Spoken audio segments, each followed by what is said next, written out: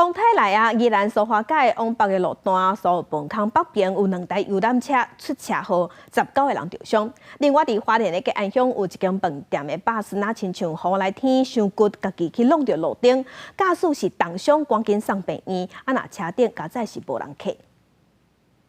监视器画面翕到头前游览车出磅坑咧减速，毋过后边车好亲像袂负打动啊，用要无减速直接弄落去。代志常常发生，车顶的乘客也拢惊一条。怕有人会脑震荡，我这个是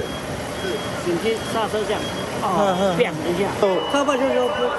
突然间怎么就往前冲了，感觉游览车玻璃拢碎去，车顶物件落到柜头卡。代志发生伫初时下晡3点左右，宜兰苏花界上北苏豪磅坑接近北出口路段发生游览车对撞事故，2台车拢是为桃园来无共款的团体到花莲旅游，所伫会场中发生对撞意外。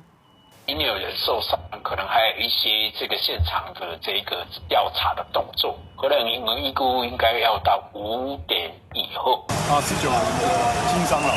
送到那个苏澳荣民医院、跟博爱医院还有圣蒙医院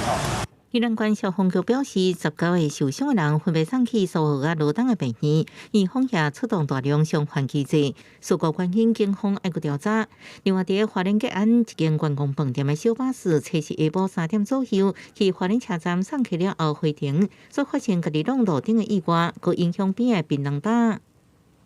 客车先撞到那个杆子，对，然后就直接撞到我们的店。他们那名店员是擦挫伤，由自行送医。那该名游览车的驾驶在半个小时后协助脱困，然后送往医院治疗。消防人员用破坏器材，才将腿骨头进去的驾驶送去。另外，是不是因为落雨路过，地势意外，警方还佫调查清楚。记者综合报道。